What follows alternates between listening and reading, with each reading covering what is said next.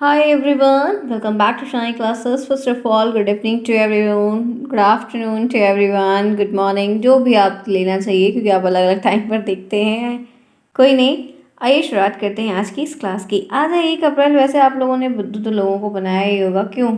या बनाया पहले पहले काफ़ी इंटरेस्ट रहता था, अब इन चीज़ों में खास खास इंटरेस्ट नहीं रहेगा। चलो कोई नहीं, आ तो स्टार्ट करते हैं आज की इस क्लास को। आज मैं आपके लिए जो सीरीज़ करवा रही थी उससे थोड़ा कुछ चीज़ें अलग लेकर आई, ठीक है? वो भी करवाना है। अभी इसकी सीरीज़ बची हुई पर्ल सीरीज़ की, तो वो भी करवाएंगे। सब कुछ हो रहा है, टेंशन नहीं लेना।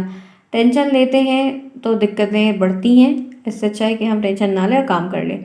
जैन धर्म से संबंधित प्रश्न मैं आपको यहाँ पर करवाऊँगी, जिनमें आपको एक सिंपल सिंपल तरीके से जो भी प्रश्न लगभग बनता है या बन रहा है आएगा, तो उससे जुड़े हुए प्रश्न मैं यहाँ पर लेकर आई हूँ। चल रहे हैं, फिर शुरुआत करते हैं। मेन टॉपिक है जैन धर्म का ही सिर्फ यहाँ पर दिया गया है। होप सो ये है कि आपको हर चीज़ समझ में आएगी, समझ में आती है। कोई प्रॉब्लम अगर होती है तो बताइए। इस तरह से एक एक टॉपिक पे जो कुछ मुद्दे ऐसे हैं जिनसे प्रश्न काफ़ी मात्रा में बहुत भारी बन रहे हैं। तो जैन धर्म का हो गया, बौद्ध धर्म का हो गया, बात करते हैं 16 महाजनपद की, वो हो गया, सिंधु घाटी सभ्यता की, वो सब हो गया। तो उन सब पे एक एक वीडियो बना देते हैं पर्सनल पर्सनल। देखिए कि इसमें इतने ही क्वेश्चंस मिलेंगे, तो शायद आपके लिए ज़्यादा हेल्पफुल हो जाएगा मेरे ख्याल से। तो कैसा मेरा ये सोचना है, मानना है, आप लोग एक बार ज़रा बताइएगा क्या आप लोग सहमत हैं इस चीज़ से, तो मैं ऐसा करवाऊँ ताकि टॉपिक वाइज प्रश्न करवा दूँ तो आपको ज़्यादा हेल्पफुल हो जाएगा, आप बेस्ट कर पाएंगे, एक टॉपिक पूरा कंप्लीट हो जाएगा।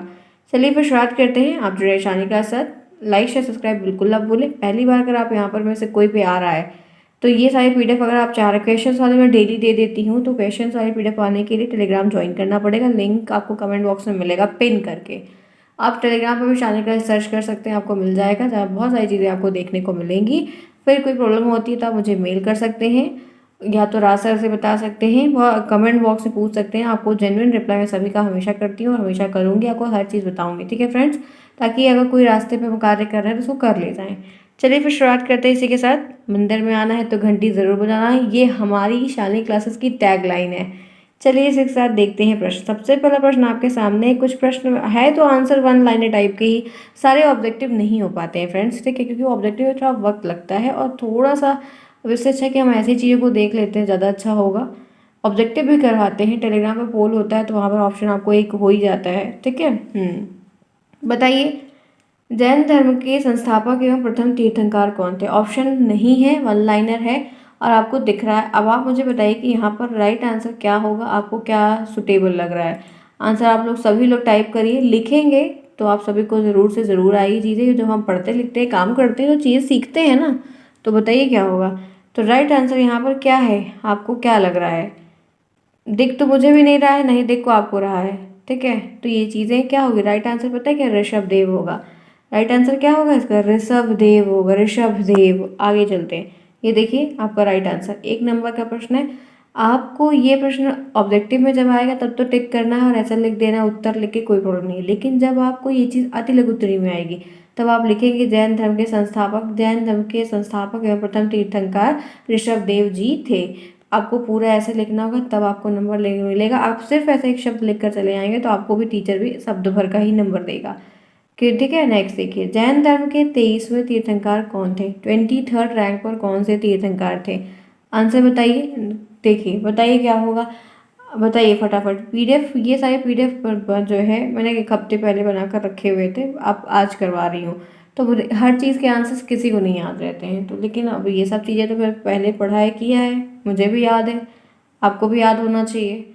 बताइए क्या होगा, कौन सा ऑप्शन सही है? तो राइट आंसर पता है, पार्श्वनाथ। ध्यान रखना, राइट आंसर इसका क्या होगा? पार्श्व, ऐसे तो लिखा जाता है ना, हाँ पार्श्वनाथ। इसका यही आंसर है, चाहे देख लीजिए। ये देखिए, जैन धर्म के 23वें कौन है? तो पार्श्वनाथ। आगे चलते हैं, इसी के साथ बढ़ते हैं नेक्स्ट प्रश्न पे। ये तो आपको दिख ही गया। जैन धर्म के अंतिम तीर्थंकर कौन है? तो महावीर स्वामी के नाम से जो जैन धर्म इतना विख्यात है, हम जैन धर्म को जो जान रहे हैं वो महावीर स्वामी के नाम से जानते हैं और इतना विख्यात है। ये लास्ट थे क्योंकि इन्होंने ऐसे काम किए हैं, इतना इनका इसमें योगदान रहा है कि महावीर स्वामी का नाम जैन धर्म के नाम से जुड़ा हुआ है और उन्हीं के नाम से जाना जाता है।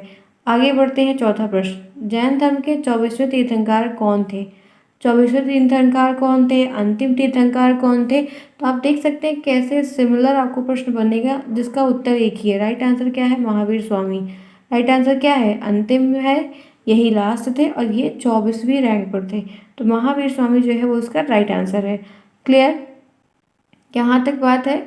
पढ़ाया है कि नहीं, सही यस और नो। मैंने ये सारी चीज़ एक्सप्लेन की है ना, आपको बताया है प्रॉपर तरीके से। नया क्लास मैंने चलाया था, 2022 का नया बैच मैंने स्टार्ट किया था अगस्त सितंबर के टाइम पर, और मैं सितंबर से ही आप लोगों को नई चीज़ें पढ़ा रही हूँ, फिर से पूरा पढ़ा रही हूँ।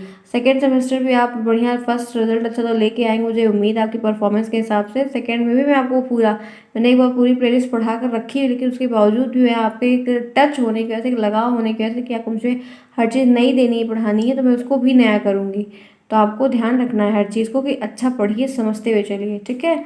चलिए फिफ्थ बताइए क्या होगा, आगे बढ़ते हैं। चलिए नेक्स्ट देखते हैं।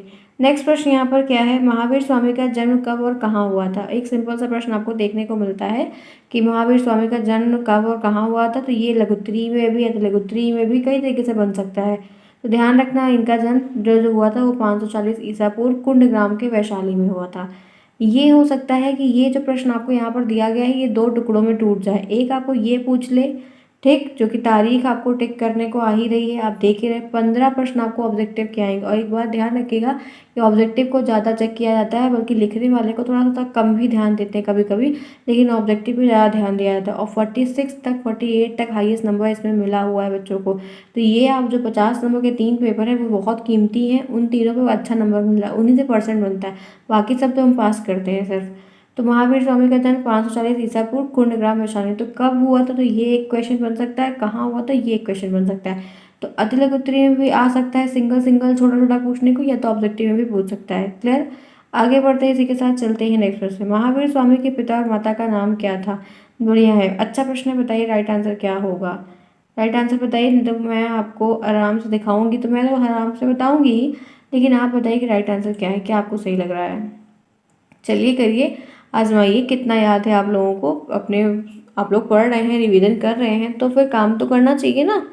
चलिए कम ऑन फ्रेंड्स, जल्दी बताइए क्या होगा राइट आंसर। महावीर स्वामी के माता पिता का नाम क्या था और वो क्या थे, बता लेंगे कि नहीं बता लेंगे। चलिए, तो मैं बताना चाहती हूँ कि पिता की अगर बात होती है तो सिद्धार्थ नाम था, जो कि ज्ञात्रिक कुलीन था, वहाँ के सरदार थे। और माता जी जो थी इनकी, उनका नाम त्रिशला था, जो कि लक्ष्मी राज के चेतक की बहन थी। ठीक है, आगे चलते हैं, यही आपके सामने है, ये उनकी बहन थी। तो आपको ध्यान क्या रखना है, कुछ नहीं, ये उनके पिता का नाम सिद्धार्थ था, माता का नाम त्रिशला था, जो कि इम्पोर्टेंट है, ऑब्जेक्टिव में आ सकता है, नहीं तो ऐसे लिखने को आ सकता है। नेक्स्ट चलते हैं, टेंथ देखते हैं। नंबरिंग गलत हो गई है, नंबरिंग को ध्यान मत देना, अपने क्वेश्चंस पे देखो बस। महावीर स्वामी की पत्नी का नाम क्या था, शादीशुदा थे कि गृहस्थ जीवन में थे उस समय, बाद में सब कुछ हुआ था, लेकिन ये है कि अभी आपको बताना है कि इनकी पत्नी का नाम क्या था, बताइए। इन्हीं की पत्नी का बताइएगा, नहीं तो दूसरे की बता दीजिएगा, ठीक है, अन्याय नहीं करना है इनके साथ। गलत है भाई, इनके जो इनका है वही बताओ, तो क्या होगा राइट आंसर। क्या सही लग रहा है, क्या बेस्ट लग रहा है, देखिए आंसर बेस्ट है, आप सभी को पता होना चाहिए। इनकी पत्नी का नाम क्या था, पत्नी का नाम यशोदा था। क्या था, यशोदा, यशोदा इनकी पत्नी का नाम क्या था। तो आपको भी ऐसे ही उत्तर लिखना जैसे इसमें लिखा है कि महावीर स्वामी की पत्नी का नाम यशोदा था। आगे बढ़ते हैं नेक्स्ट। महावीर स्वामी के बचपन का नाम क्या था, जो आपको दिख गया है। तो महावीर स्वामी के बचपन का नाम वर्धमान था। क्या था, महावीर स्वामी जी के जो बचपन का नाम था वो वर्धमान था, इनको सब वर्धमान के नाम से जानते थे, वर्धमान वर्धमान कहकर पुकारा करते थे।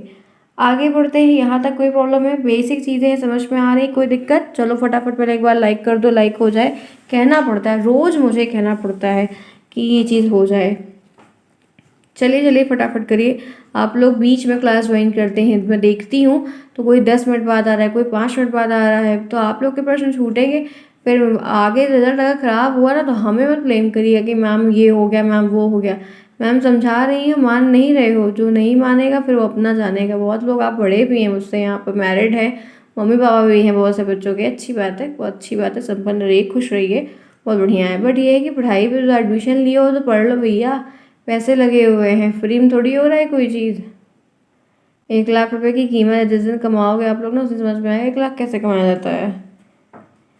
चलो बता दो, आगे बढ़ें, चलो आई होप कर लिया होगा, समझदार हैं आप लोग।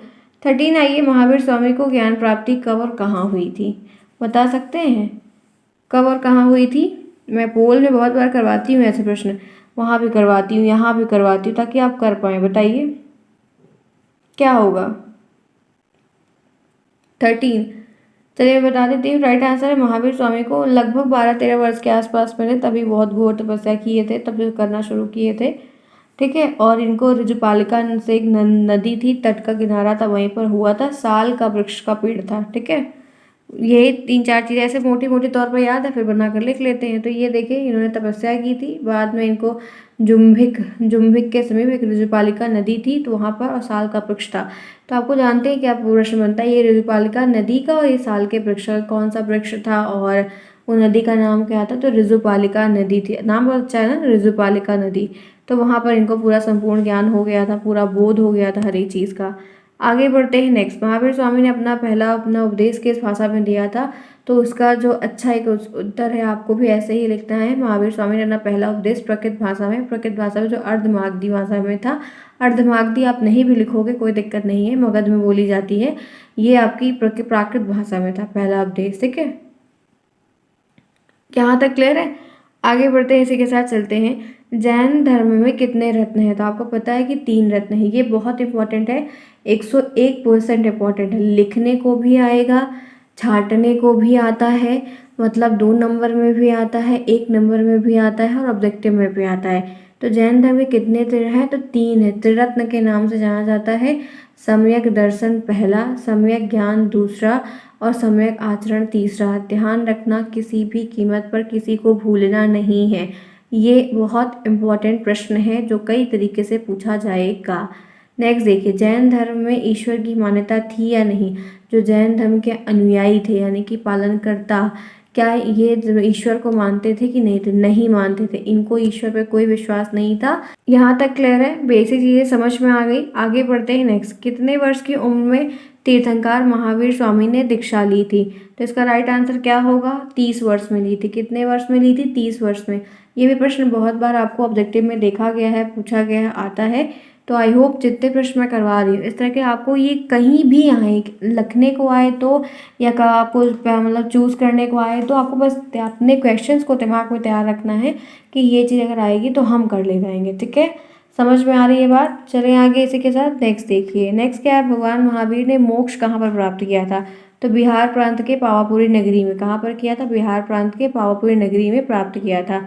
नेक्स्ट देखिए, भगवान महावीर का चिन्ह क्या था? तो शेर था। जितने भी तीर्थंकर रहे हैं उनका अपना चिन्ह है, तो इनका जो चिन्ह था वो शेर था। ठीक है, आगे चलते हैं, नेक्स्ट देखते हैं। निम्नलिखित में से ये एक ऑब्जेक्टिव भी, बीच में मैंने एक ऑब्जेक्टिव भी ले लिया कि निम्नलिखित में से जैन तीर्थंकर को जैन साहित्य में प्रजापति, आदि ब्रह्मा और आदिनाथ के रूप में चित्रित किया गया है। ऑप्शन ए ऋषभनाथ को, ऑप्शन बी अजीतनाथ को, ऑप्शन सी संभवनाथ को, ऑप्शन डी अभिनंदन नाथ को। कह रहा है, बहुत सिंपल सा प्रश्न है और आपसे ये बोल रहा है कि ऐसे कौन से तीर्थंकर हैं जिनको जैन साहित्य में प्रजापति, आदि ब्रह्मा, आदिनाथ के रूप में जो है बताया गया है, परिचित किया गया है, चित्रित किया गया है। बताइए क्या होगा राइट आंसर यहाँ पर? क्या होगा? क्या राइट आंसर आपका बेस्ट है, सही है? आपको क्या समझ में आ रहा है जहाँ पर चीज़ें आपको समझनी है, देखनी है? जल्दी बताइए। Come on friends, do it fast. जल्दी आप कर पाएंगे तभी, क्योंकि आपको समझना है, जानना है, देखना है। सिंपल सिंपल चीज़ें हैं। तो राइट आंसर यहाँ पर आपको मालूम होना चाहिए कि क्या होगा। जो 20 प्रश्न मैं आपसे पूछ रही हूँ, कौन सा ऑप्शन सही है?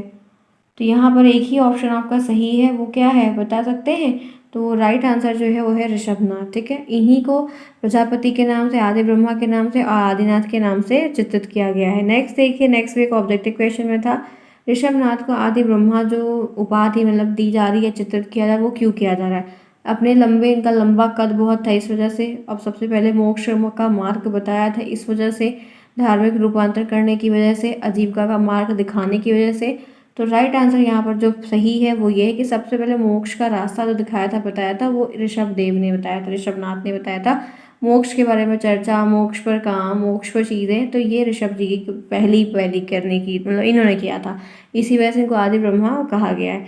नेक्स्ट देखिए, निम्नलिखित में से कौन सा चिन्ह ऋषभ देव का है? जितने भी तीर्थंकर थे सबका अपना एक चिन्ह था, तो ऋषभ देव का कौन सा, ये पूछ रहा था। गाय थी, बैल था, हाथी था, टाइगर था? बताइए। आता है प्रश्न, इससे टॉपिक पे प्रश्न है, अब आपको बताना है क्या ऑप्शन सही होगा। आंसर करिए, समझ में तभी आएगा। करेंगे तो समझ में हमें चीज़ें आएंगी और हम ऐसे धीरे धीरे करके करते ले जाएंगे और हमेशा बेस्ट कर ले जाएंगे। लेकिन आपको समझना होगा कौन सा ऑप्शन यहाँ का उचित है, सही है, परफेक्ट है। तो ध्यान रखना है, बैल था। ठीक है, क्या था? बैल था। आगे बढ़ते हैं, नेक्स्ट देखते हैं। श्वेतांबर का अर्थ क्या होता है? तो आपने पढ़ा ही है इनके बारे में। श्वेतांबर का अर्थ क्या होता है? दो में ये बढ़ गए थे, याद आ रहा है कि नहीं याद आ रहा है? तो ये जो श्वेत वस्त्र धारण करते थे, सफ़ेद धारण करते थे शरीर पर, वो हमारे श्वेतांबर कहलाए थे। आगे चलते हैं। महावीर की मृत्यु के बाद जैन धर्म कितने भागों में बट गया था? जब महावीर जी की मृत्यु हो गई थी तो इनके में बंटवारा हो गया था। तो वो कितना हो गया था? दो में हो गया। एक श्वेतांबर और एक दिगंबर बढ़ गए थे और दोनों एक दूसरे के बड़े कट्टरपंथी विरोधी टाइप के हो गए थे आगे चल के। आगे चलते हैं नेक्स्ट। जैन धर्म का उदय कब हुआ था? तो 6ठी शताब्दी की ईसा पूर्व का टाइम ड्यूरेशन था जब जैन धर्म के बारे में जैन धर्म विख्यात हुआ, प्रमुख हुआ, काफ़ी ज़्यादा विकसित हुआ। तो ये जो टाइम ड्यूरेशन था वो 6th सेंचुरी था। आगे बढ़ते हैं नेक्स्ट। जैन धर्म को किसको प्रधान मानता है? जैन धर्म सबसे ऊंचा, सबसे सर्वोपरि, सबसे महान कर्म को मानता है। कर्म के अनुसार ये सारी चीज़ों को डिफाइन करते हैं। सब कुछ सर्वोपरि है, कर्म है, जो भी चीज़ें हैं सब कर्म पर ही डिफाइंड है। आगे बढ़ते हैं नेक्स्ट। 27 प्रश्न। जैन धर्म के 23वें तीर्थंकर कौन है? 23वें स्थान पर कौन है? तो पार्श्वनाथ है, जो कि मैंने आपको पहले भी करवाया और अभी फिर यहाँ पर अगेन आपको बता रही हूँ। क्लियर है यहाँ तक? कोई प्रॉब्लम है? आई होप कर लेंगे। बेसिक चीज़ें हैं, करना पड़ेगा, समझना पड़ेगा, ऐसे कई बार रिविजन करेंगे, चीज़ें हमें आ जाएंगी।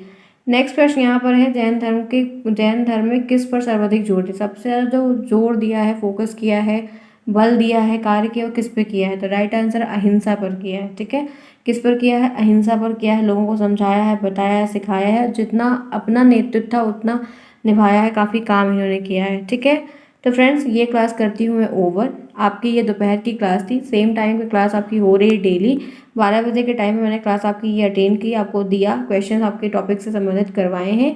नेक्स्ट क्लास आपकी जो शाम को 4 बजे वाली होती है वो भी आपकी होगी और रात की जो 5 बजे वाली क्लास, सॉरी, रात की जो 9 बजे वाली क्लास होती है वो भी आपकी समय के अनुसार सारी चीज़ें होंगी। आपको टेलीग्राम पर अपडेट किया जाएगा। ऐसे प्रश्न मिले, ये PDF भी आपको मिल जाएगा टेलीग्राम पर, जो लेकिन कल मिलेगा, एक दिन के बाद। ठीक है, तो ये रही क्लास। अगर क्लास पसंद आई है, अच्छी लगी है, क्वेश्चन अच्छे लगे हैं, समझ में आया, रिवीजन हुआ है, तो प्लीज़ क्लास को लाइक करिए, दोस्तों में शेयर करिए, चैनल को सब्सक्राइब करवाइए। हर चीज़ को बेस्ट से बेस्ट। मिलते हैं फिर नेक्स्ट में। तब तक के लिए take care, bye bye, see you soon.